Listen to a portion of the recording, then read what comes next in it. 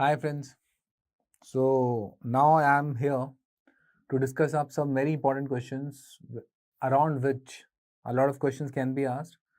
So we'll be discussing up the question which is there in that, and along with that the possible other things which can come. And obviously microbiology is an important subject. It correlates up with a lot others like medicine, surgery, and as I used to tell PSM, even all others also.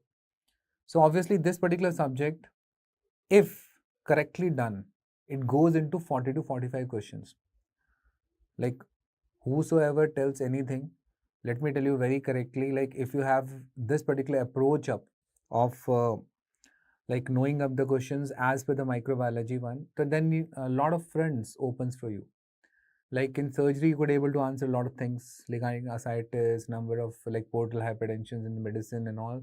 So these all things they correlate up well when you know that which particular organism we are talking about and what it is, which sort of a parasite it is it a gram positive one, it is a gram negative one. This approach of yours definitely helps up in the exam. When you know one of the lines of the integrated question that yes, like I got a hint that they are talking about this question regarding a gram positive bacilli. Okay.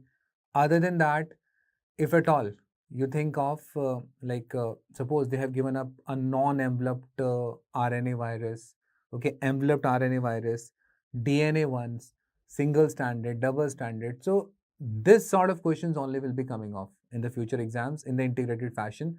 You can't say that this is a question of micro, this is a question of medicine, and there's a question of patho and all that, because single-handedly it will not be in that sort. Obviously, it will be with others with a single hint, and that hint, if you're able to catch up from this microbiology discussion, that is what is the essence is. Okay, so let's start up without wasting time. The culture media shown in the image is an example of, and I know a lot of you know this question because this is easy one. And yes, please tell what you think which this particular culture media is. So obviously, guys, this is TCBS. Okay, and what is TCBS? TCBS is thiosulfate citrate bile salt sucrose. Okay, thiosulfate citrate bile salt sucrose. This is what is TCBS stands for. Okay, this is what is TCBS stands for. And can you tell me in the comment section that it is a selective media for what? So this particular one is the selective media for Vibrio cholerae. Okay, Vibrio cholerae. Which other media you can use up for this? That is GTTA, Monsoon's GTTA media. That is also there, which is one of the selective medias for the Vibrio cholerae. Fine. Then, other than that, how you identify this? That this is regarding the Vibrio and this is TCBS only. So guys, this is one of the famous medias which is there for the Vibrio cholerae, and in this, if you see the background is green and it is changing to what? Yellow color. So this color change from green to yellow, okay, happens because of the indicator which is being used up in this media, that is TCBS. And how does it changes the color, that particular indicator? Because it is like Vibrio cholerae, you should know, it is a sucrose fermenter. What it is? It's a sucrose fermenter, and whenever it ferments the sucrose, the acid is produced, and the acid changes the color of this indicator which is there in TCBS to yellow color. Okay. So basically, this is like in a simple line, we have shown the image. The question can come in other fashion also, that from a particular community, a particular outbreak happened, and everybody came with massive watery diarrhea. And when you put up that particular stool sample of them over certain media, like this, the question can come, and then they can show up this image. So this is a way to ask up. And other than that, what they can ask up, that suppose that particular outbreak happened up at a particular site which is away. Okay, so for those particular ones, you should have a transport media. So they can ask up in that fashion also, that which particular transport media will be used up for this one. Okay, and the transport media is what, guys? The famous VR media, Venkat Raman Ramakrishna media. Along with that, Carrie Blair. Wonderfully answered up. Okay, VR or Carrie Blair. These are the transport media. What is the property of transport media? They maintain the viability but does not allow the growth. Okay, that does not allow the bacteria to go into bacterial growth curve. They do not allow that to multiply. So that is what is the logic of transport media. Fine. The use for transportation is a sample, stool sample here, rice watery stool. So another hint regarding Vibrio. Then they can ask up that which is the enrichment broth used for Vibrio cholerae. And for this, what do you use, guys? You use alkaline peptone water. Okay, alkaline peptone water. So this alkaline peptone water is being used as an enrichment broth, and transport media we have heard of. And the best selective media is what? TCBS. And how we remembered this? VC, okay, have given you TC. Go study. A VC have given you TC, that is TCBS. Is it fine, guys? So this is the way to approach of the question, along with the clinical integration and all. And here only I like to tell you certain other questions regarding Vibrio cholerae which can be asked at a number of exams. Fine. In fact, that will be coming in NEET PG also, NICT also, and obviously we are doing it for FMG, so obviously that will be there also. So Vibrio cholerae acts upon which particular junctions? That is zona occludens, or occludin also you call it. Along with that, you call up the same thing as tight junctions. So first thing is to be remembered this. And this zona occludens, which is being affected by this, it is like a toxin also secreted by Vibrio, which affects of these particular ones. That is occludin. That is a virulence factor of it. Okay. Another favorite question is the cholera toxin, Vibrio cholera toxin, which is made up of two segments, A and B. B binds to GM1 ganglioside receptors. It was your last FMG question. Okay, it was your last FMG question that it binds to which particular receptors?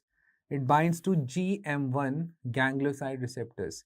And how to remember that it binds to GM1? Because other options were GM2, GM3, GM4. कैसे याद रखेंगे? तो boss उसको याद ऐसे रखो, general manager is number one post in a company. So it binds to, उसी को क्या कर देते? Rice watery diarrhea, that is cholera. So GM1 it binds up, and A does ADP ribosylation of GTP. Okay, and this GTP is G stimulatory protein, and because of that there is an increase in what? Annihilate cyclase activity, and finally there is an increase in the cyclic AMP, which pushes up the intracellular water into the lumen, and the patient develops what? Massive rice watery diarrhea or rice watery stool. Statistically they are found in that, and these are massive. Okay, that's why the treatment revolves around what? That is the maintenance of this hydration status. Okay, so you have to give massive bolus fluids if this sort of thing happened to anybody. Okay, now another favorite question is that this rice watery stool can be like confused up with arsenic metal poisoning. Okay, so arsenic metallic poisoning, that is also having this rice watery stool. Another favorite question regarding Vibrio cholerae is which motility? Darting or shooting star. Okay, darting or shooting star. That is also to be remembered. Fine. And here itself I like to tell up certain other points also, that Vibrio cholerae is being typed with the help of Mukherjee phage, and there are two which are oven Vibrios. One is classical, one is Altor, and the classical one is being eaten by what? Mukherjee phage 4, Okay, whereas the Altor one is being eaten by Mukherjee Phage 5. No need to remember like this. Mukherjee Phage 4, the classical is sensitive, means that is being eaten by Mukherjee Phage 4, whereas it is not being eating what? Altor. So this makes the difference. Along with that, the antibiotic polymyxin B. The polymyxin B is sensitive for the classical and the polymyxin B is resistant for the Altor. Okay, this is also important. And the last time there was a question regarding the Vibrio parahemolyticus. Okay, and whenever you hear up this particular name, guys, Vibrio parahemolyticus. So Vibrio parahemolyticus, if you remember of, this particular Vibrio parahemolyticus is a halophilic Vibrio. How much percent halophilic? 7% halophilic. Okay, and as I've already told up you that how to remember up the things regarding parahemolyticus, like you have gone what? 7 C's. Okay, you have gone 7 overseas. So that will help you to remember what? 7%. And after crossing up the 7 C's, you have gone to eat of what? Seafood. Which one? Oysters and crabs. And this particular one lands you with what? Seafood poisoning. Means तुम 7 समुद्र पार गए क्या खाने? Seafood. But landed with what? वो seafood क्या था? Contaminated. But you land with what? Seafood poisoning. और ऐसा होने के बाद, ऐसा हो गया तुम्हारे साथ, ऐसा होने के बाद तुम्हें इसमें याद रखना था कि तुमने गाना भी गाया, that is Kanagawa phenomena, on which media guys? On वैगत्सुमा agar. Okay, and this vagatsuma agar, as you know, this particular one, vagatsuma agar, is a high salt content agar, and on this high salt content agar, you got to see what? You got to see this Kanagawa phenomena. And what is Kanagawa phenomena? It shows enhanced beta hemolysis. What does it show? It shows enhanced beta hemolysis, and this particular enhanced beta hemolysis shows that this Vibrio which we are talking about is pathogenic, because in parahemolytic also some are pathogenic, some are non-pathogenic, and if they are showing up this enhanced beta hemolysis, that is pathogenic. So remember this aspect also. Another all India question was that which is the maximum halophilic. So that is Vibrio alginolyticus. That is the maximum halophilic. And I suppose if you remember up this much points also regarding Vibrio, your all questions are sorted. Now coming to the next one. Okay, the next one is, in which of the phases of the bacterial growth curve the bacteria generally attains the maximum size? Yes, please tell me what should be the answer of it. Is it the lag phase? Is it the log phase? Is it stationary? Is it death or decline phase? Which particular phase will be having the maximum size? So for that, you already have, I think, the understanding that the bacterial growth curve goes this way. The firstly, we have the lag phase, then we have the log phase, then we have the stationary phase, and then we have the decline phase. Okay, this is the story of bacterial growth curve, which you should know. This is the story of bacterial growth curve. So whenever a bacteria firstly being introduced into a culture media, so what it does, it adapts to those conditions, and that adaptation is which phase? Lag phase. So basically what is there? Adapt to the surroundings, and while adapting to the surroundings, that particular bacteria accumulate the nutrients. Okay, and that particular accumulation nutrients make it size big. So means there is an increase in size in which particular phase? That is in the lag phase. In the lag phase, there is an increase in the size. Is it fine? Then log phase comes, and in the log phase, there is an exponential increase in the numbers to the power n. Okay, there is an exponential increase in the numbers to the power n, and this is a phase which is like what you can say, which is the maximum active. The bacteria is maximum active in which particular phase? In the log phase. and this is a phase in which the ideal conditions are there for the gram staining. Okay, the ideal conditions are there for the gram staining in the log phase. After that comes the stationary phase, in which dead is equal to live. This particular one is the phase in which the dead bacteria, they are equal to the live ones. How we get to that? In this, what happens is that the bacteria, because of this rapid number increase, okay, so they have gone up rapidly metabolism, okay, they have gone into that, and there is a start of what? Accumulation of the toxic metabolites. And because of that start of toxic metabolites, what happens? Some of them die, okay, but some of them are alive. So that's why this, which phase comes? Stationary phase. And then comes the final death phase of them, that is termed as decline phase. जब उनके पाप का घड़ा भर जाता है तो कौन सा फेज आता है? Decline phase. ओके, सो ये भी याद रखना है कि डिक्लाइन फेज में there is a complete accumulation of toxic metabolites, और उसके पास कोई चारा नहीं रहता, उसको अपने गुनाहों की वजह की सजा मिलती है और उसे मरना पड़ता है. ठीक है, so that you need to know. So देखो, हर किसी का क्या वो है, मरना कोई नहीं चाहता. तो बैक्टीरिया को भी दिख जाता है स्टेशनरी फेज में कि आगे मेरी मौत है. ओके, तो स्टेशनरी फेज में ही वो अपना अटेम्प्ट करता है क्या बनाने का? स्पोर. और यही क्वेश्चन आता है कि स्पोरुलेशन कौन से फेज में होता है? स्पोरुलेशन होता है दोस्तों स्टेशनरी फेज में. स्पोरुलेशन कौन से फेज में होता है? स्टेशनरी फेज में. और there is a complete accumulation कहाँ पे होती है? डिक्लाइन फेज में. मैक्सिमम नंबर्स कहाँ पे होते हैं? मैक्सिमम नंबर्स होते हैं लॉग फेज में. इंपॉर्टेंट यहाँ पे क्या है? इंपॉर्टेंट ये है कि जो ग्रोथ रेट है वो कांस्टेंट होता है. यहाँ पे तुम्हें फंसा लेगा एग्जामिनर कि ग्रोथ नंबर ऑफ बैक्टीरिया तो बढ़े टू द पावर n, लेकिन उसका ग्रोथ रेट क्या है? कांस्टेंट. क्या? To the power n. तो यहाँ पे इंपॉर्टेंट पॉइंट क्या है? नंबर तो ठीक है boss, everybody will tell you, हर कोई बताएगा तुम्हें, लेकिन कोई ये नहीं बताएगा कि ग्रोथ रेट कांस्टेंट है. Fine.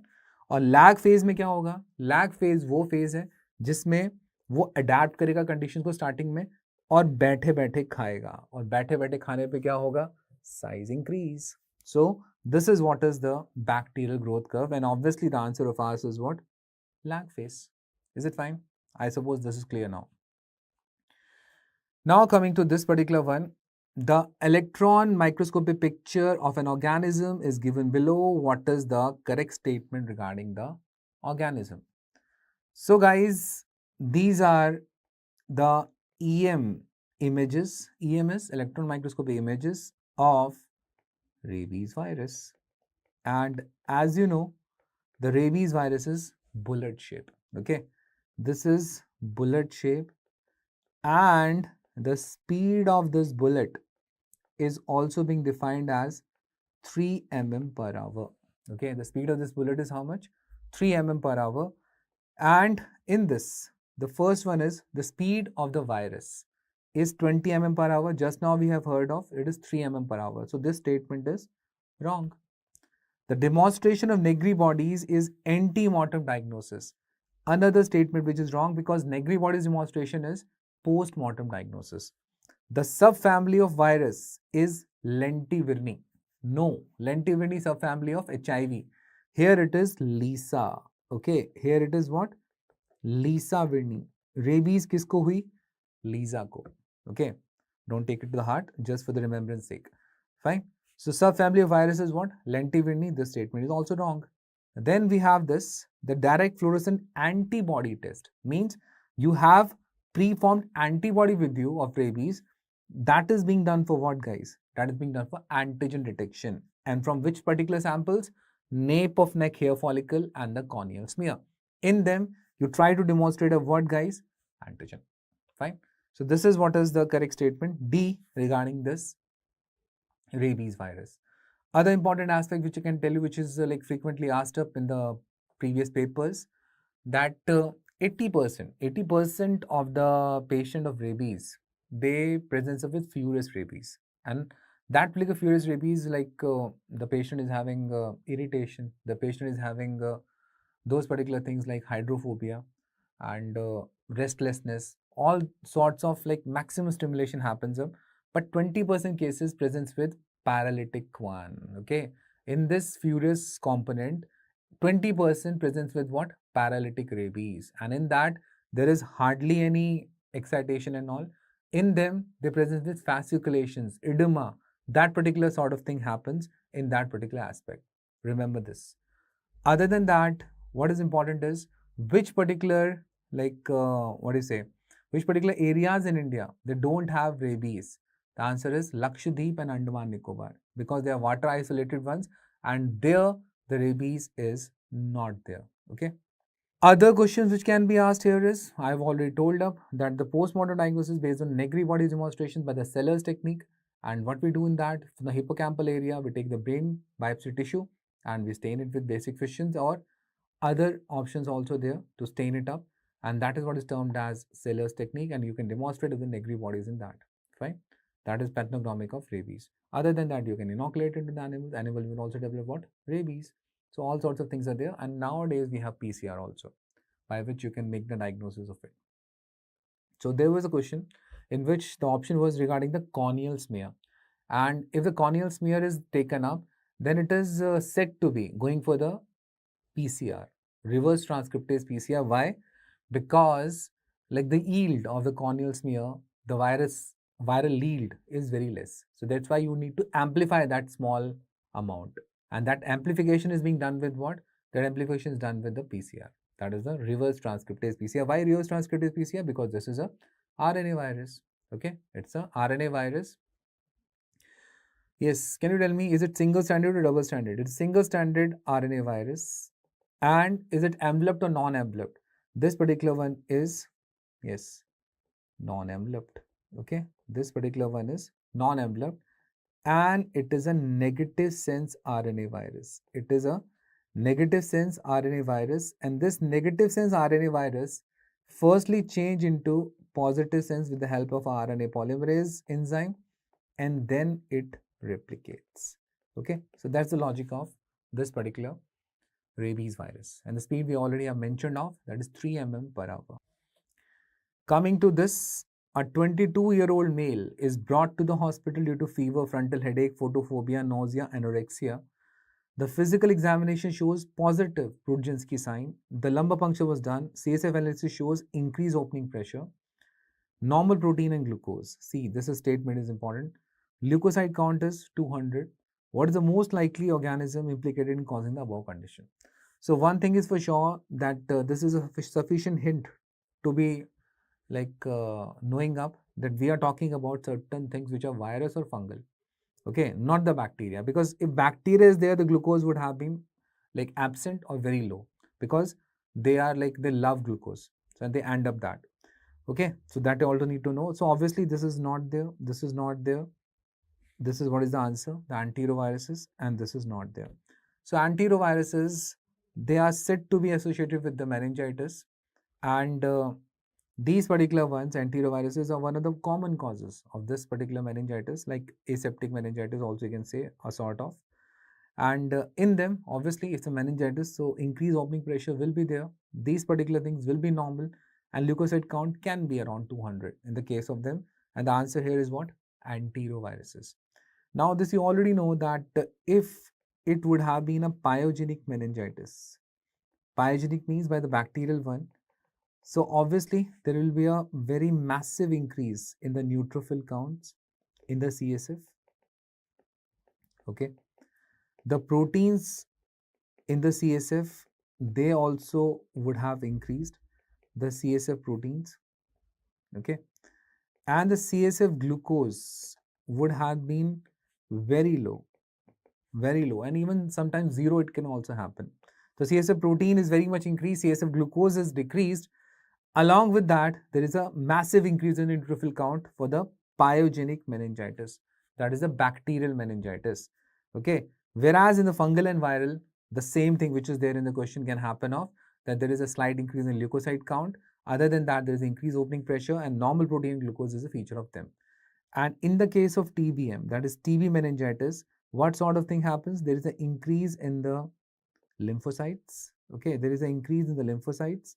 The sugar will decrease in the CSF sugar, and in this particular case, there is an increase in the CSF proteins. Okay, so CSF proteins can increase in everything actually. Okay, even in the viral fungal also it can increase of. So this is the way to approach of these types of questions. You should know that what happens where, and then only you will able to answer up regarding the correct option. Is it fine? And this question will be coming off. And what they can do, guys, I already have a video on my YouTube channel also and in the LN also, that how to approach up organism wise. So they can give you slight hints regarding that it is a gram positive cocci or a gram negative cocci, like that they can ask of in the question. Then they can give you a hint regarding this, that it grows in chocolate agar, it shows satellitism. Okay, so all these things they will link off. Either other way around also they can do what? They can put up that yes, we are talking about a HIV positive one, and the most common cause of meningitis in HIV is cryptococcal meningitis. So they can say that we are dealing with a true yeast here. Okay, which culture media? SDA, along with a nigger seed agar, bird seed agar, that can be used for this particular one. So these are the important hints which you should know, that which staining you will do, Indian staining, why you are doing it, for knowing the capsule and all. Regarding the viruses, we just have heard of that these type of things, they will be given in the question. They will ask which virus causes it. Antivirus is one of the common causes of causing meningitis. That also you should know. So all these are the important ones which you should know, like which is catalase positive, oxidase positive, which ferments glucose and maltose both, like that. This is the way to approach of these types of questions, and definitely in the exam, this sort of thing you will find for sure. Okay, a 40-year-old male from the village presented with the complaints of fever and chills to the hospital.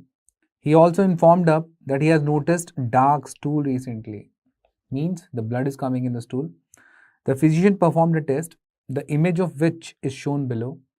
The image shows an area just near the anterior cubital fossa where these changes are noticed, which is the most likely infection we are talking about.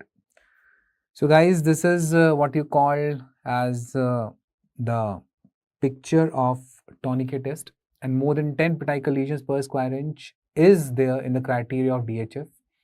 Along with that, the platelet count less than 1 lakh, and these are the danger signs when the blood starts coming in the stool, or somebody develops some mucosal bleeds, like any sort of bleed. It can be vaginal bleed, it can be like this type, that is it coming in the stool and all. So these all are hematuria can happen of. So these all are what? Danger signs, warning signs of dengue. So we are talking about what, guys? We are talking about dengue here, and this particular test is what? This is tourniquet test, which is being done for the diagnosis of dengue and dengue hemorrhagic fever. Obviously, more than 10 petechial lesions per square inch is diagnostic of this, and that is what is termed as tourniquet test. Fine. Now, important is the recent question which have come regarding the dengue, which can come to you also, and in that, what is there? That which particular investigations you will be doing up to, what do you say, initial 3 days of fever of the dengue, which all investigations can you do? So this everybody knows that you can go for NS1 antigen testing. Okay, NS1 antigen testing by the card method, one of them. Okay, you already know what is NS, that is non-specific antigen, NS1 antigen. Along with that, nowadays they say that ELISA is better than this, that is card test. So obviously NS1 antigen testing by this ELISA is way better than the card method. Okay, and initial 2 days we have only this test at our disposal. Besides that, we have the other one, that is you can go for PCR. PCR for what? Den. You could able to know the serotypes also, that is Den 1, Den 2, Den 3, Den 4. So 4 serotypes are there. The most dangerous is second, and 1 followed by 2, that antibody dependent enhancement. Previous question of your FMG, that is ADE. This phenomena, that is termed as antibody dependent enhancement. This also is observed in dengue. Okay, so this is also to be remembered. Along with that, what else you need to know here is that in that option of that question, what they're given of, They have given off for the cell line culture of dengue virus. Okay, and they have written off IgM, okay, IgM dengue antibodies testing. Okay, basically IgM capture ELISA you do and you go for IgM dengue antibodies. These 4 options were there, and the question is, in the first 3 days of fever, which particular investigations you will be doing up except? That was the question. It can definitely come again, and answer to that is what, guys? This can be done. Yes, this is regularly done nowadays. Cell line culture is not done regularly, but it can be done up to 3 days of fever. But this surely can't be done up to 3 days of fever. Why? In the dengue? Because this comes on the 5th day. So this particular antibody comes on 5th day of the fever. So you can't diagnose it up to the 3 days and all. So that's what the answer is. This is the IgM dengue antibodies. This can't be done by this particular method of diagnosis for the dengue. So this question most likely will be coming up in your exam for sure. Okay. And this you already know that which particular mosquito spreads off. That is Aedes, that is tiger mosquito, daytime biting it does. So all those particular ones, they are there. And this is another previous question of yours, that is antibody dependent enhancement. And the likely question which I think can come in your exam is this, that they can ask you that what are the warning signs when you should go for the hospitalization. So that these are the warning signs. You can remember them by this ABC LPH. And what is there in that? A is, guys, abdominal pain. If there is a sudden abdominal pain, that is like a sort of a warning sign for the dengue. Okay. Bleeding, just I've told you, that's what happening in this question also. That particular person was having the blood in the stool. Okay. So that is the GI bleeding is happening off. Mucosal bleeding, that is there. And it can be from various sites, like it can be a hematuria, it can be a vaginal bleeding also. All sorts of other ones, they are also the warning signs for the dengue. Then the C is clinical fluid accumulation. Okay. So there is the fluid accumulation starts. Then lethargy, certainly that feels very lethargic and all, the patient, that is also a warning sign. P, persistent vomiting is happening to the patient, that is also an important warning sign to be determined. H is hepatomegaly more than 2 centimeters. If you are observing up, another warning sign of it. So remember them by this ABC LPH. And this question definitely will come in the exam, that what are the warning signs of dengue, and they are favorites of examiner. Definitely 1 or 2 questions regarding dengue you will be getting up in the exam. And can you tell me the family of it? So that is flaviviridae. Okay, and that's the arboviral family, flaviviridae. Is it fine? Now coming to the next one. All are false statement about the exotoxin except for. Okay, all are false statement about exotoxin except for. See this. All are false about exotoxin except for, means all the statements are false regarding except one. So it is LPS in nature, this is false. Produced by gram-negative bacteria, this is also false. Is it heat stable? Like, what do you say? False. Toxoid can be prepared. This is what is true is. Okay, so this is what the true statement about exotoxin. The toxoid can be prepared up from the exotoxin, and it is not heat stable. Okay, it is not heat stable. It is produced by gram-positive bacteria mostly, and this is not having LPS in the nature. Okay, so these are the important ones. The question was asked in a twisted fashion. So you should know that LPS, we are talking about what? Endotoxin. And this endotoxin is being produced by mostly gram-negative bacteria. But some of the gram-negative bacteria, like this question was there in the last FMG of yours. Yes, can you tell me which E. coli was there, which endo and exo both? O157H7. Okay, O157H7, this particular one is there, which does HUS, also termed as Shiga-like toxin, which is also termed as what? Shiga-like toxin. This particular one, Shiga-like toxin, and having this disease, they are being causing what? HUS. Along with that, the third name also they can ask you, that is virotoxigenic E. coli is the other name of it, because it produces virotoxins, which are also termed as Shiga-like toxin, and it leads to this HUS, that is hemolytic uremic syndrome in the children. Okay, so this is the organism which I'm telling up produces this particular SLT as what? Exotoxin. Okay, exotoxin. So this is the SLT which is an exotoxin, and mainly gram-negative produces what? Endotoxin. And the same exotoxin, if we talk about, it can be by the Shigella and it can be by the Pseudomonas. It can be by the Pseudomonas. Okay, so these are the important points which you need to know. Now coming to the next one, the false about the epidermophyton, and I suppose this is easy. We have already have a mnemonic for this, so you must be knowing this. It involves hair and nails. Microconidia, they are absent. Macroconidia, they are pencil shape. It causes superficial infection. Okay, so this is true that it causes superficial infection, no doubt, because superficial mycosis it is. Macroconidia are pencil shape, definitely not. Macroconidia pencil shape are what? Trichophyton. So this is what is false is. Microconidia are absent. Yes, they are absent. It involves what? Hair and nails. Yes, it does involve what? Hair and nails. Okay. So let's see now this question. The false about epidermophyton. And in the epidermophyton, the first statement involves skin and nails. Very correct. The microconidia are absent. Correct. The macroconidia are pencil shape. This statement is wrong.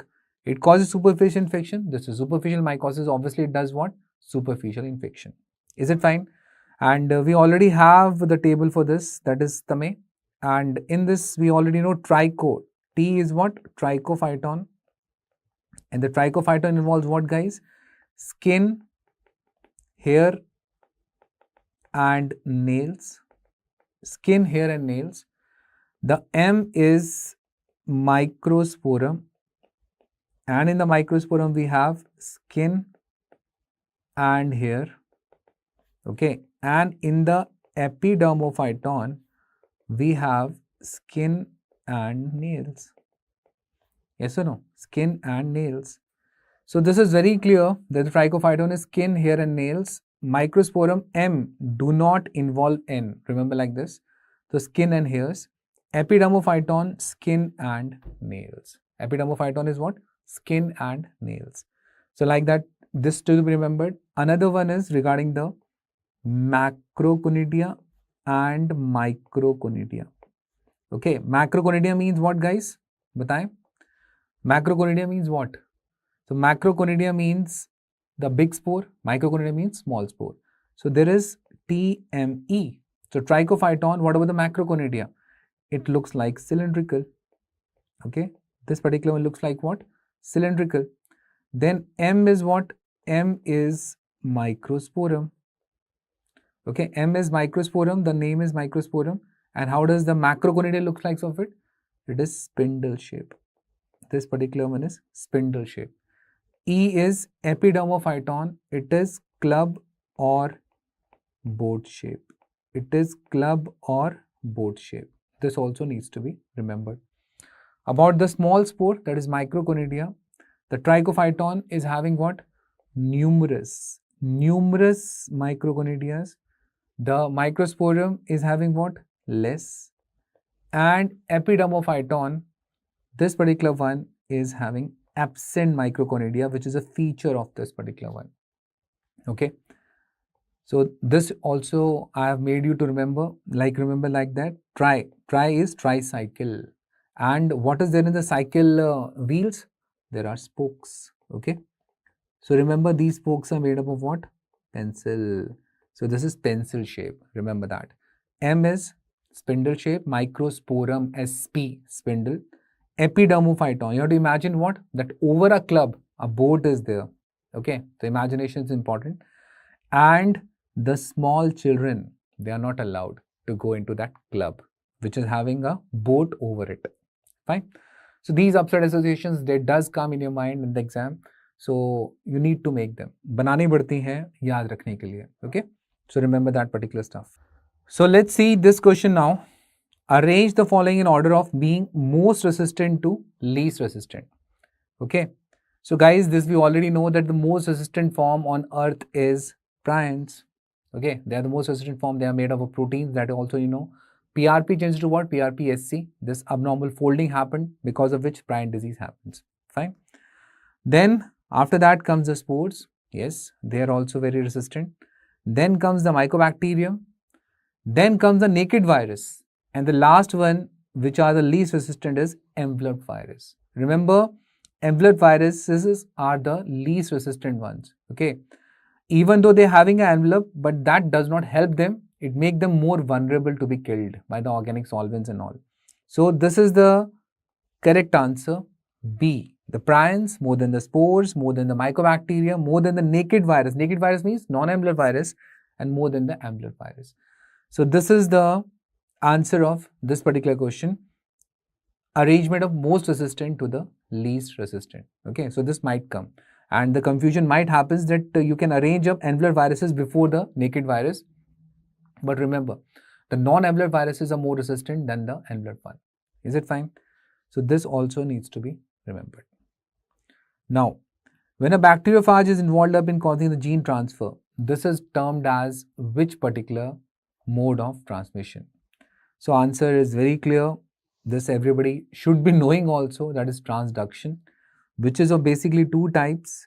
One is lytic version of it and one is lysogenic version of it. The lytic version is one in which the bacteriophage enters at the bacterial cell and takes the control of the cell. That is termed as lytic one and destroys the bacterial chromosome. The lysogeny one is what? In which they make a hybrid, they make a prophage, and a new hybrid is produced. And after that, they produce up their daughter phages, and these daughter phages, they lyse up that particular cell, bacterial cell, and they go to the other particular ones by the method of transduction to infect them. So like this, what happened? That a new thing have formed up, that is prophage, and that is being transferred up to the future bacteria. Okay, and this mode of transfer is termed as what, guys? Transduction. And to be more precise, that the transduction can be of two types. One is generalized and one is restricted. Generalized means from any of the particular segment they can take up the gene, and in the restricted one, it has to be adjacent to the important resistant genes which is there. Okay, so this also exists up in the nature, generalized and restricted transduction. And whenever you like hear about the transduction, immediately what should come in your mind? That is the bacteriophage. Another question which can come is, which is the most common method of resistance transfer? The most common method of resistance transfer in the bacteria, the answer is conjugation. The answer is what? The answer is conjugation. Then the least method is what? The transformation. The least method is what? The transformation. That is the mode of resistance transfer. So these are the important ones which you should know, that when a bacteriophage is involved in causing the gene transfer, that is termed as transduction. But overall, the most common is what? Conjugation. And the least common is what? Transformation. And what is transformation? In which what is involved up? Agency of free DNA. Okay, agency of free DNA. Through that, the transfer happens, and that was demonstrated by Griffith after having the experiments over the mice with the rough and the smooth pneumococcus. Now, the antibodies producing opsonization and activating classical complement pathways. What are the various antibodies which helps in opsonization? Opsonization means, you know, that enhanced phagocytosis. Okay, enhanced phagocytosis is termed as opsonization, and those who are involved up in activating what? The classical complement pathway. So you know the answer, IgG and IgM. They are the one which are involved up, and they interact up with the antigen, and which is the first complement to be activated? C1. Okay, so the classical complement pathway, which is a part of which particular immunity, guys? Can you tell me? That is a part of acquired immunity, the classical one. Okay, whereas the lectin and the alternate, they're the part of innate immunity. That also you know. It starts from this complement, that is C1. And important is that in this, they can ask of that what is the MAC and all. The MAC is C5 to C9 for all the complement pathways. That is also one of the important things. Which particular diseases, like in the hypersensitivities, you can be asked a question that in which like complement plays a important role. So complement plays a role in which hypersensitivity, guys? Type 2 as well as type 3 hypersensitivity. Okay, so these particular ones, that is C5 to C9, that plays a role in type 2, and the other interactions of the complements, they does play a role in the type 3 also. Type 2 is which one, guys? Cytotoxic. Type 3 is which one? That is the immune complex mediated. In both of them, the complements does play a role. And for all of them, like all the pathways, what is the common MAC? That is membrane attack complex. That is C5 to C9. And can you tell me here itself in the discussion that C5 to C9 complement deficiency leads to which particular infections more commonly? So that is recurrent disease infections. They do happen up when C5 to C9 complement deficiency happens. Okay, so that is also being done. Now coming to this, that autograft. Autograft means apne se uthaya, apne laga liya. So that is, what do you say? The skin graft. Yes, skin graft are mostly what? Autografts. Xeno means what? Xeno means between the different species. Okay. Allo means the allo is most of the transplants are what? From a same species, like from me to you or from you to me. So that is termed as what? Allograft. Isograft between the monozygotic twins. And let's see the answer. So A is what, guys? A is 4, B is 2, C is 1, and D is 3. What is the other name monozygotic twins? That is also termed as syngenic graft. Okay. In them, we also call this as what? Syngenic graft. Okay. Now this is important, that what is autograft, what is allograft and all that. And along with that, the other important thing which you should know here is that acute rejection is there. There is one particular thing which is termed as hyperacute rejection. And there is one thing below this which is termed as chronic rejection. The hyperacute rejection happens to be due to the preformed antibodies. Okay, and this is which hypersensitivity? Type 2 hypersensitivity. Okay. Acute rejection happens to be in how much time? And hyperacute rejection happens to be in how much time? So this is there in minutes to hours. Okay, the rejection can happen in what? Minutes to hours. In the case of acute rejection, this can be days to weeks. Okay, days to weeks. And the chronic rejection is what? Months to years. Okay, that is months to years. So in the case of chronic rejection, you know that there will be a widespread arteriopathy and fibrosis because of that chronic rejection happens.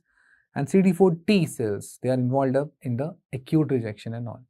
Okay, so these are the important questions which can be asked up, that which hypersensitivity and all that. So hyperacute one is a type 2 hypersensitivity, that is the cytotoxic one, and here the rejection can happen even within minutes to hours, days to weeks in acute, and chronic is months to years. And here itself you should know something about the graft versus host disease, which is also termed as runt disease in the animals. And graft versus host disease is what and why does it happen? It happens, the graft mounts a response over the host. And why does it mount a response over the host? Because the host is being made immunocompromised by giving up the drugs. So one of the things is that the host is immunocompromised, one thing. Okay, the host is immunocompromised. Another thing is that the graft which is there, it have inside what? Immunocompetent T cells. Okay, inside this, what it have? Immunocompetent T cells. Okay, because you could not able to remove properly, so still have immunocompetent T cells. And the third thing is that there is a HLA mismatch. You have not done the MHC typing proper. You have not done your HLA matching proper. So when these three conditions being there, that is Billingham's criteria you call it as, then what will happen? The graft will definitely mount a response over the host. अगर मैं हिंदी में बात करूं तो क्या कि graft की दादागिरी किसके ऊपर? होस्ट के ऊपर. That is termed as what? Graft versus host disease. And the conditions are the host is immunocompromised because you have already given up the drugs to like suppress the immunity.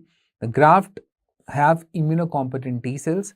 The HLA mismatch is there in this particular one. So these all are important points to be remembered regarding the graft. Now, the following culture media is used for the culture of which organism? So guys, these are multicolored and all. So obviously it's associated with chrome, and we are talking about which particular method? That is the chrome agar method. And the chrome agar method is used for the speciation of which particular fungus? That is the Candida. And can you tell me guys, Candida is what? Is it a true yeast or a yeast-like? Yes, it's a yeast-like. Okay, it's a yeast-like. It can behave as a pseudo hyphae also it can have, true hyphae it can have. So it behaves like a yeast-like. True yeast is Cryptococcus.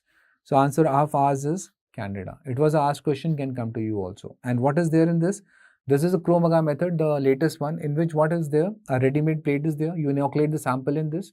And when you inoculate the sample into this, they have a certain color. And that color you can determine up by the leaflet. The leaflet will show you that this pink color is of Gleberata or Kaffir or Stilatodia or some species of Candida. So that will be told by what guys? That will be told by that leaflet which is there in that. So this is what is the logic of chrome agar, by which even easily what you can do, the Candida speciation. Is it fine? So this also needs to be remembered. Fine. Other than that, what else the Candida can be asked? In the Candida, they can definitely ask about the Reynolds-Broad phenomena. And Reynolds-Broad phenomena is germ tube formation. Okay, Reynolds-Broad phenomenon is germ tube formation. Besides that, there is a formation of certain spores termed as chlamydospores, and these chlamydospores, they are formed up on which particular one? That is the cornmeal agar. Okay, so chlamydospores, they are formed up on what? That is the cornmeal agar. So these two are important ones which you should know. Other than that, what else is important? The Candida infections, okay, they are very common in neutropenic individuals. Okay, they are very common in neutropenic individuals. And another favorite of Candida is HIV positive fellow. Okay, in which what can happen guys? Esophageal candidiasis. So the question will come in what way? A person is there, a truck driver, suddenly one day start developing what? Difficulty in eating. Okay, odynophagia is happening up. And when you have gone for the esophagoscopy, you observe what? The whitish colored plaques all over. Okay, so which particular disease likely and which particular underlying etiology? So HIV is there, and definitely candidiasis is common in HIV positive persons. So that is one of the points. And the one thing which I think can be asked to you is that there is a Candida species termed as Candida krusei. Okay, this Candida krusei is resistant to azoles. Okay, this particular one is what? It is resistant to azoles, that is fluconazoles and all. And that's why for this, you need to give what? You need to give LAMP. Okay, liposomal amphotericin B, because it is intrinsically resistant to what? Azoles. Remember like this, Cruz is resistant to holes, that is azoles. And what should be given then? LAMP. That is liposomal amphotericin B. Another favorite question which can be there is regarding this. That is invasive candidiasis. And this invasive candidiasis is being diagnosed with what? Beta-1,3 glucan assay. Beta-1,3 glucan assay. And what else? That is CAP. Candidiasis, aspergillosis, and pneumocystis cerevisiae. Is it fine? Now coming to this, a 27-year-old man comes to the clinic due to the abdominal discomfort and diarrhea. He informed that his symptoms began after he returned from a vacation 2 days back. On inquiry, it was found that he happened to eat a lot of local food from outside. The stool sample was collected, revealed pink-colored, comma-shaped rods on the gram stain. So this particular one is a hint regarding the organism. What is the mechanism of the action of this toxin of this particular organism? So first of all, you should know that which organism we are talking about. The answer is Vibrio cholerae. And how we get this hint? That there is abdominal discomfort. So that relates with that. Diarrhea is there. Okay, pink colored it is. So gram negative. Comma shaped. The comma shaped is this only on the gram stain. And you know that the cholera toxin increases up the, we already have discussed it, increase the adenylate cyclase activity, and thereby there is increase in cyclic AMP. So basically the action of this is what? Increase in the cyclic AMP.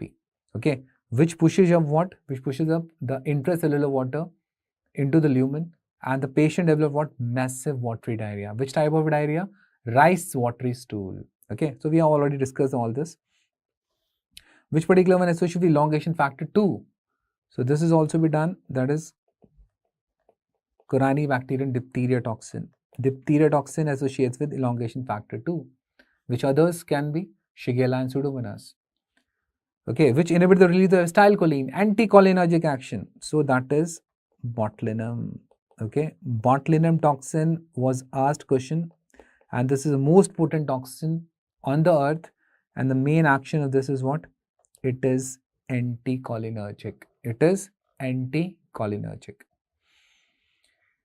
Now coming to this one, guys, the supervisor of a company that deals with woolen jacket recently developed pulmonary symptoms and was later diagnosed as pneumonia.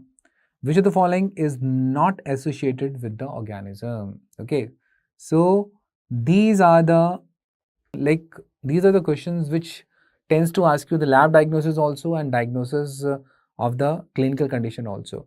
So basically what they are talking about in this, if it is clear to you, they are talking about the pulmonary anthrax. Okay, and now you'll say how I know this, because pulmonary anthrax is also termed as wool-sorter's disease. Okay, wool-sorter's disease, and it happens to those who works in the wool factories. So this is one of the things clear. And what that particular one is developing pneumonia, so this is termed as hemorrhagic pneumonia. We call it as what? Hemorrhagic pneumonia. And this hemorrhagic pneumonia is actually what? Mediastinal hemorrhagic necrosis. Okay, this is mediastinal hemorrhagic necrosis. That is hemorrhagic pneumonia. Is it fine? So this also needs to be remembered. Now, other than that, like which of the following is not associated? So if you have done the chapter proper, then you must be remembering up that we have a mnemonic here. That is Miss Bamboo. Okay, and what we have in that Miss Bamboo? M is Medusa head appearance. Okay, M is what, guys? Medusa head appearance. I is what? Inverted fir tree appearance. Okay, inverted fir tree appearance. S is string of pearl, Motyo ki mala. That is what is termed as string of pearl appearance. That is Motyo ki mala. And B is bamboo stick appearance. B is what? Bamboo stick appearance. So these are the important ones which you should know in the lab diagnosis of Bacillus anthracis. Now you can observe up that what we are talking about. So bamboo stick appearance, this bamboo stick appearance happens to be in what? In the gram staining. So this is observed in the gram staining. So which color bamboo it will be? Gram positive it is, so it will be violet colored. Okay. Inverted Christmas tree appearance. So that is the inverted fir tree or inverted Christmas tree appearance in the gelatin stab culture. That also you know. The string of pearls, Motyo ki mala. I have already talked about this particular one, that there is a string of pearl appearance here. And the answer is D. The carom coin colony appearance, that is also termed as Draughtsman-like appearance, and that happens to be observed on which media? That is in the blood agar and better seen on the chocolate agar. And which organism does it? Pneumococcus. Okay. Which organism shows up the carom coin colonies? Pneumococcus, also termed as Draughtsman-like appearance. So this is observed in blood agar and the chocolate agar. Okay, so is it fine? So this also needs to be remembered. Along with that, you have this mnemonic, that is bio.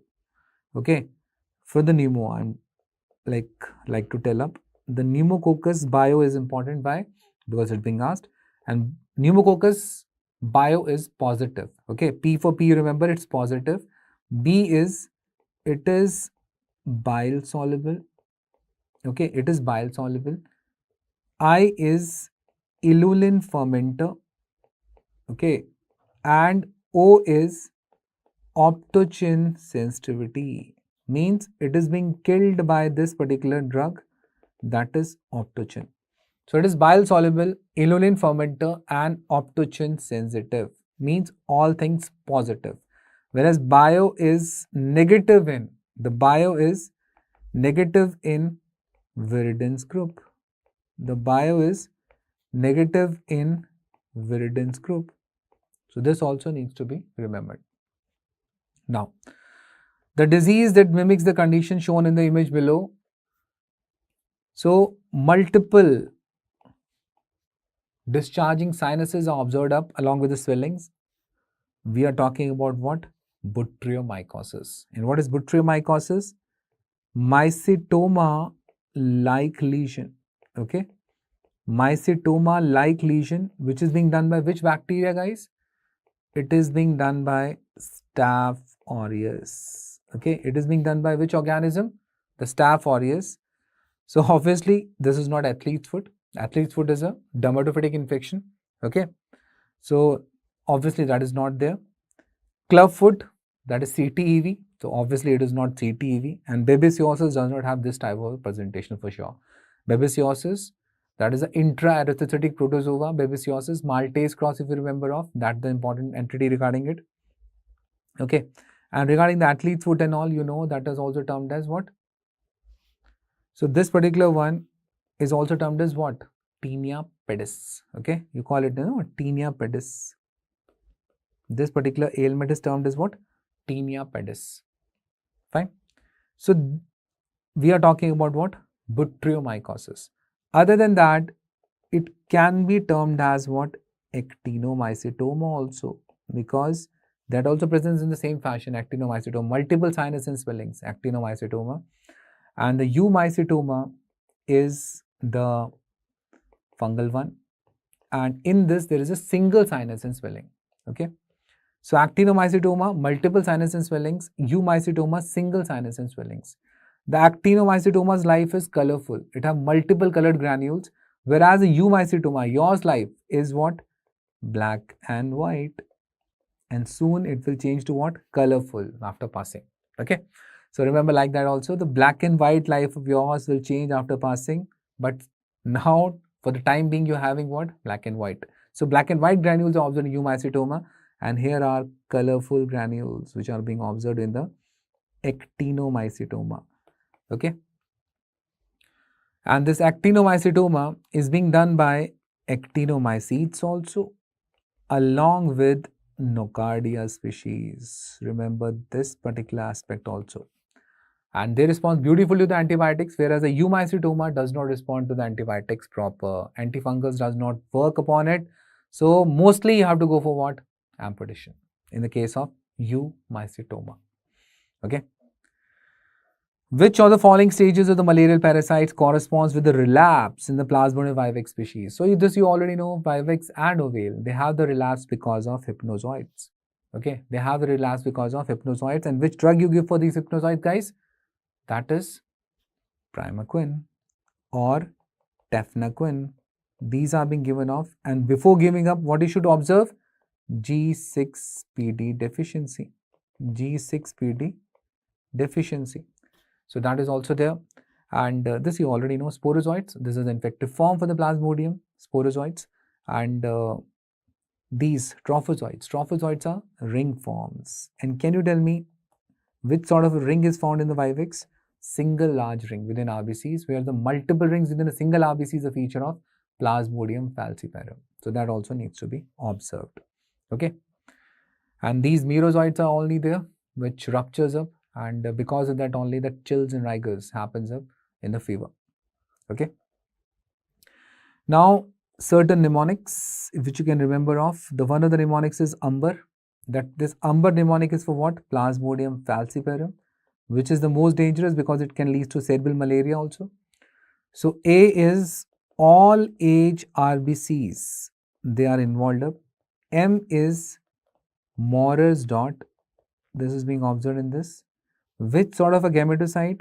Banana shaped gametocytes. Okay, banana shaped gametocytes. And A is Ecol forms. And what is Ecol forms? Ecol forms is like if this is a RBC, on the edge of it, this particular one is sitting off like this one. Okay, so this is Ecol forms. R is what? R is recrudescence.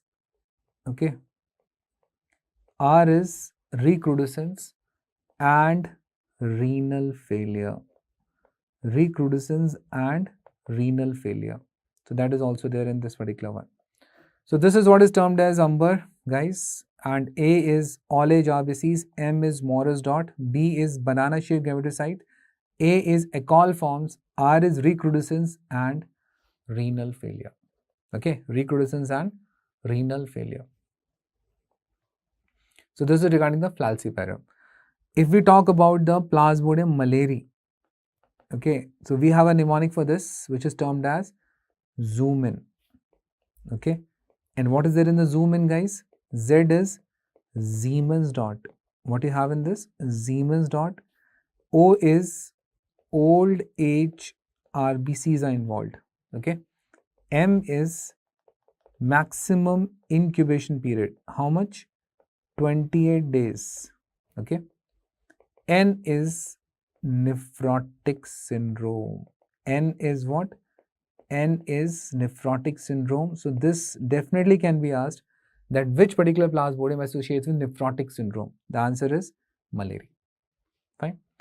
Vivax and ovale, they associate with what? Relapse. And the relapse is happening because of what? Because of the hypnozoites. In which particular Plasmodiums we have the increase in the size of RBCs? The answer is again the same, Vivax and ovale. Okay.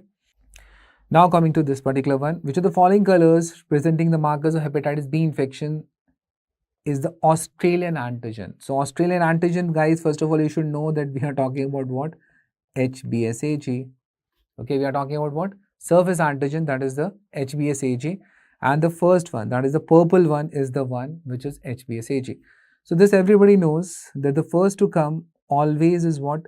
HBsAg. And after that only what comes? IgM anti-HBc. Because the core antigen does not come, directly what comes? The IgM antibody. And this combination is the best answer for what? Acute hepatitis B. In that also we say that if both comes and they ask out of them also which is the best marker, the answer is this. That is the IgM anti-HBc. This is one thing. Then you have the other one, guys, that is after this comes up the HBeAg antigen. Okay, and HBeAg antigen suggests what? The active replicating phase. Okay, it shows up what? It shows up active replicating phase. Okay, and to counter this comes up the antibodies, that is anti-HBe. Okay, and obviously the thing which terms the chronicity is IgG anti-HBc. Okay, so this particular one associates with what? Chronicity. So those who having chronic hepatitis B, in them you can find IgG anti-HBc, and it is being said that if it comes once, it stays for lifetime. IgG anti-HBc, which determines the chronic hepatitis B. And another one which was asked in your exam is more than 6 months if somebody is HBsAg positive. Okay, more than 6 months if somebody is HBsAg positive, that is also coming in the category of what? Chronic hepatitis B. Okay, is it fine? And when you check upon in the ELISA, and you could only find out the antibodies against the surface one, that is anti-HBs, and that too also more than 10 milli international units per ml. So that particular individual is said to be protective. These are termed as which titers, guys? These are termed as protective titers for hepatitis B. So anti-HBs determines what? The vaccination status. Okay, vaccination status. And in that also important is if it is more than 10, that is the protective titers for the hepatitis B. Is it fine? Now coming to this one. A 45-year-old female presented to the clinical examination complaining of difficulty in swallowing, and there is a generalized weakness to that particular lady. The physical examination was performed and there was no hyperemia or pharyngeal exudate found. She also complained of diplopia, and on eye examination, the ptosis was also noted. On asking, she confirmed that she feels better with the rest. The condition mentioned above is an example of which hypersensitivity? So guys, this is obviously we are talking about myasthenia gravis here, and myasthenia gravis is a special type of type 2 hypersensitivity, okay, also termed as type 5, and this associates with what? ADCD. And what is ADCD? Antibody dependent cellular dysfunction. Okay, this is termed as what? Antibody dependent cellular dysfunction. And this ADCD, it can be of two types. One is stimulatory, and this stimulatory example, you know guys, is what? Graves' disease. Okay, and one is inhibitory, which we are talking about here, in which antibodies are produced against the receptors, and that's why the acetylcholine could not able to act. So this is inhibitory and this is stimulatory, that is termed as Graves' disease. Fine. So this is there to be remembered of. Type 1, you already know, anaphylactic one. And in the type 1, which helpers is involved up? T helper 2 cells. Which interleukin plays a major role? Interleukin 4. Which immunoglobulin is having a role?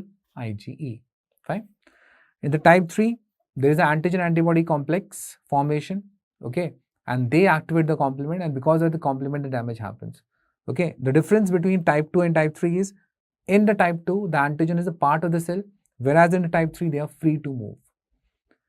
Type 4, there is a sensitized T cells, and these sensitized T cells, after the sensitization phase, secretes up massive lymphokines, and that leads to the granuloma formations. So here, if somebody asks you that which helper cells involved up, T helper 1 cells are involved up, and they release of which interleukin? Interleukin 2. Along with that, which particular interferon? Interferon gamma. And this gamma, G4G, leads to granuloma formations. So this is TB and all that. Okay. So those who associate with autoimmunity, they belongs to type 2 and type 3. In the type 3, we have those SLEs and all sorts of that. We already know that. Okay. Serum sickness, Arthur's reaction, they are the classical examples of immune complex mediated one. And other than that, you know, SLE is a typical example of the type 3. In the type 2, all blood related ones, blood transfusion reactions, RH incompatibility, okay, these all are what? These all are type 2. Okay, and there was a question in your exam only, drug induced hemolytic anemia due to penicillin and all comes under which hypersensitivity? The answer is type 2. Okay, so this sort of things you should know regarding the exam. You will able to solve much of the questions. What about the type 1 Lepra reaction? Type 1 Lepra reaction is type 4. What about the type 2? Type 2 Lepra reaction is type 3. Okay, so like that, you should know number of things. Now coming to this one. 53-year-old male currently undergoing the treatment on an autoimmune disease with steroids. Okay, presented to the hospital with fever, headache, nasal discharge, and fatigue. The physical examination reveals tender paranasal sinuses. There is an orbital swelling. Identify the organism by its microscopic picture. To see this particular picture, what is the answer, guys? Please tell me what is the answer. I'm waiting up. Is it mucormycosis? Yes or no? Is it aspergillosis? Is it Staph aureus? Or is it Streptococcus pneumoniae? Yes. What's the answer, guys? Please tell. So, some of you are telling up mucormycosis. Guys, the features are there of mucormycosis, but this microscopic picture suggests that this is septate hyphae. And septate hyphae is a feature of what? Aspergillus. Okay. So, septate hyphae, dichotomous branching, acute angled one is a characteristic feature of what, guys? Aspergillus. Whereas the aseptate hyphae, obtuse angled, angle of 120 or 90 is a feature of what? That is the Zygomycetes family, mucormycosis, phycomycetes. Okay. So answer here, don't go by the language of the question. They are talking about what? Microscopic picture, and the microscopic picture shows up septate hyphae, and septate hyphae is a feature of Aspergillus. Okay. And if you remember of Aspergillus is having this S, that is the septate hyphae. If you remain confused again and again, if you can just remember, instead of mucormycosis, remember like mucor. Okay, in the infection mucor. So in that the S is not there, just for the remembrance sake, because in the exam might be confusion happening up. So Aspergillus, that is the S, that is the septate one. Okay, in the mucor there is no S. So that is aseptate hyphae. So I suppose it can help in the exam because we tend to confuse sometimes. And what about the mucor colonies, guys? It looks like cotton woolly on the SDA. And what about the this rhizopus colonies? It looks like a salt and pepper like, okay, on the SDA. And obviously the COVID and all, they can also relate with Aspergillus also. Don't always go for the COVID with the zygo and all. You should see what? Microscopic picture. Then only you can be able to answer these questions properly. Now coming to this one, guys, a 32-year-old female has complained of discomfort while peeing. Okay, she also described her genitalia feels sore and red, usually feels pains after intercourse, passes a discharge also that have a fishy odor. A sample was collected and microscopic picture was stained by Giemsa, and this is being shown like in this picture. Identify the organism. Again, I'm waiting up. What is the answer? Is it Gardnerella? Is it Trichomonas? Is it Chlamydia? Or is it gonorrhea, guys? What's the answer? Please tell me. So, you must have answered of what? Gardnerella? Yes or no? Fishy odor? The answer is what, guys? Trichomonas. Okay, so it also have a fishy odor. And what about the discharge? Greenish discharge. Along with that, grayish-white discharge also can be there. So, that is one of the points. Why the genitalia feel sore and red? Because of the immense pruritus, and that is what is termed as strawberry cervix and vagina. That is there in this particular one, also termed as scientifically colpitis macularis. Okay, and this picture itself is telling up aloud that we are talking about Trichomonas vaginalis, and Trichomonas vaginalis is a protozoa which does not have a cystic stage. It does not have a cystic stage. This was asked in your FMG exam only. Okay, and this particular one is having what? 2 to 10 flagellas and having which motility? Twitching. And even for this nowadays, what we are doing? NAT, nucleic acid amplification test. We can culture it also on Bushley's and Johnson and Russell along with the CPLM media. We have this motility twitching which we can observe easily on the wet mount examination. That can also be done, and these are like mostly the clinical ones, diagnosis, and one of the STDs it is. So the partner also needs to be treated. And what is the drug of choice? Metronidazole. And this you already know, Gardnerella vaginalis leads to bacterial vaginosis, which is also having a fishy smell, which increases on adding up the KOH. That is termed as Whipp's criteria. Along with that, a grayish white discharge, and you find the clue cells. And what is the drug of choice for that, guys? That is the metronidazole. And do you need to treat the partner also in bacterial vaginosis? No.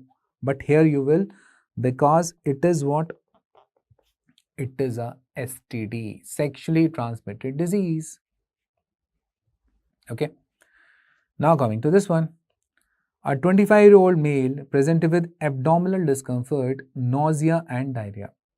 On taking history, the patient informed that a week back he had developed shortness of breath and the cough is there. The stool sample was collected and the microscopic image of the same is being given below. And they asked up that what is the organism? So guys, this is a typical egg of Ascaris. They're talking about the typical egg of what? Ascaris, a bile-stained egg. Okay. And as it is being shown up in the image regarding the egg, so this is what is the Ascaris egg. Other than that, they are telling about the shortness of breath and cough. Why? Because this is the organism, this is a parasite which goes to the lungs also, leads to what? Loveless pneumonia or Loveless syndrome. Okay. And this particular egg itself is suggesting that we are talking about what? This particular organism, that is the Ascaris, which is a bile-stained egg, which is having two types, fertilized egg and an unfertilized egg. And the fertilized egg floats on the saturated salt solution, unfertilized dips. Identify the test to detect the toxin causing the disease shown below. Okay. So basically, this we are talking about the pseudomembrane, and the pseudomembrane, you know, is being formed up in which disease, guys? Yes, diphtheria. And which particular staining is done for this? Albert, because Albert have gone where? To the China. Okay, and there that fellow had what? Corny with the green chutney. That is, the Albert stains which color? The conurbated diphtheria? Green. So that also needs to remember. Now, the question is regarding the toxin detection, and the toxin detection is being done by which particular test? Is it the Anton? No, Anton is for Listeria, Lisa auntie. Alex test, answer is B. Alex gel precipitation test, which is a precipitation test of double diffusion in 2 dimensions, that is being used for the toxin demonstration here. Naegler's reaction, Naegler's reaction is alpha lecithinase or phospholipase. They contribute to this Naegler's reaction, given by whom, guys? Clostridium perfringens, Clostridium perfringens or Virgin. Casonese test. The Casonese test associates with Echinococcus granulosus. And what is the other name of Echinococcus granulosus? The other name of Echinococcus granulosus is dog tapeworm. The other name is what? The dog tapeworm. Is it fine? So these are the important points to be remembered regarding that. And the toxin demonstration is done by which method? Alex gel precipitation method. Okay. And the other ones, like we have already talked about, diphtheria toxin, which is exotoxin, inhibits the protein synthesis of the cell, and it acts on the elongation factor 2. It does the ADP ribosylation of that. You already know diphtheria is dash, not dash. Diphtheria is toxemia, not bacteremia. So that's why important is to detect what? The toxin, not the organism. And it have this pseudomembrane grayish white color. And when you try to pluck it, it bleeds. And it have a complication of bull neck along with the polyneuropathies and myocarditis, that you already know. And the treatment of choice is regarding what? ADS, that is anti-diphtheric serum. Okay. Now, regarding this question, the organism that does not stain with the gram stain except, okay, the organism that does not stain with the gram stain, these are all except which one? The mycoplasma does not have a cell wall, so it doesn't take the gram stain proper. Chlamydia is not being gram stained. Treponema pallidum is not being gram stained. The answer is D, that is Neisseria. And which one? Neisseria meningitidis or gonorrhea? Both. So basically, this is what is termed as gram-negative cocci. They are gram-negative cocci, and which color they will be? They are pink colored, guys. They are pink colored. Which one? These particular ones. So remember these particular names: organism that does not stain with gram stain. These all are there. Mycoplasma does not have a cell wall. Chlamydia that doesn't behave like bacteria. Treponema pallidum, this is a spirochete, and it also doesn't take the gram stain proper. And which particular stain you go for Treponema pallidum, guys? Liverdetti and Fontana. Which particular stain? Liverdetti and Fontana. So this also needs to be remembered. This question is coming. Which microscopy? Dark ground microscopy. Which type of light? Reflected light. Okay. So that also there. Regarding chlamydia, what is the investigation of choice? Not. Chlamydia trachomatis, ABBAC leads to trachoma. Okay, that is important. Which strategy you do for that? Safe strategy. And for your recall only, let me tell you, the chlamydia trachomatis L1, L2, L3 leads to what? LGV. What is LGV? Lymphogranuloma venereum. Okay. Now guys, this much we are doing it here. And as you know, that obviously we have done a lot of CBOTs and these guest paper and all. So out of them, a lot of questions ought to come, but lot others are there which can come. So my advice to you is ki do like what do you say? Do revise up these questions. Along with that, you should just give a very fast revision of the important aspects which we have marked up Q in the class. Okay. And along with that CBOT discussions of mine, and if you got to remember these points also in total, you will find a lot of questions in and around you will be answering of. Okay. So obviously they can ask up nowadays regarding they are very senti about the parvovirus, and also let me tell you something which can help in a recall later. You can remember regarding parvo. So parvovirus is a single stranded DNA virus and it is non-enveloped. And for this only we had a mnemonic that this particular parvo, okay, leads to these particular disease, that is apne. And what is there in the apne? A is aplastic crisis. Okay, A is what guys? Aplastic crisis. What is P? Pure red cell aplasia. This question is coming. This have come twice last year. Okay, another P, polyarthralgia syndrome. Okay, polyarthralgia syndrome in which the upper limb joints are involved more than the lower limb joints. N is NIHF, that is non-immune hydros fetalis, obviously happens in a pregnant female. E is erythema infectiosum, and erythema infectiosum is what guys? Slabbed cheek appearance. Okay, and I have made a mnemonic also that after a slap which is having all the 5 fingers, 5th disease it is apne ho gaye paraye, that is parvo. And for that you need to know this also, that is a single stranded DNA, non-enveloped. Okay, something about the rabies which we have already done, a quick revision of this. What is the subfamily? Lisa. What is the speed? 3 mm per hour. Which areas does not have it? That is Andaman, Nicobar and Lakshadweep, that you already know. Okay, in which you need a immunoglobulins. Which bites? Class 3 bites. Okay, what is there in that? There is a constant oozing of blood, more than 5 side bite, that is class 3, in which you give the immunoglobulin. Along with that, post-exposure prophylaxis. What are the post-mortem diagnosis? That is regarding the Negri bodies. The Negri bodies are observed where? In the hippocampus. By which method? Seller's technique. Okay, otherwise you can go for antigen demonstration as well as antibody demonstration. Okay, so the antigen demonstration, you go for DFAT, that is direct fluorescent antibody testing for the antigen detection, from where you take the samples from the nape of neck and corneal smear. Okay, and what is the subfamily of it? Lisa. What is the family? Rhabdoviridea. Okay, so these are the important points which ought to come in every exam here and there, and if you have a sound knowledge regarding them, you will able to answer most of the questions. Okay, so this is one of the aspects which we have covered up there. So you should go regarding them, and in the integrated fashion also the question like regarding dengue and all, they ought to come regarding COVID and all, steroid use, you should see aseptate, septate hyphae, all that stuff. And if you observe them in the proper way, you will able to answer most of the questions. Okay, so I always tell up in my classes also, everything lies here. If you think you are a winner, you will be a winner, you will pass with flying colors. And if you think you are a loser, because this time is of stress, for sure this time is of stress, everybody is in stress, that I am like not remembering up, everything is going off. So all these will happen.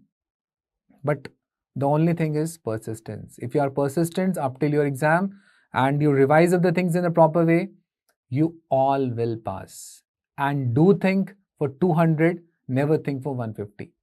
Because if you think for 200, you will safely land up between your margins. And if you think for 150 only, you will definitely land up below that. So that's my experience of the past, which I observed up. And obviously, everything is besides luck and all is there, but the hard work and the proper planning, the smart strategy, they are the crux of the things which plays a wonderful role in your success journey. See you guys. Thank you so much. Bye-bye.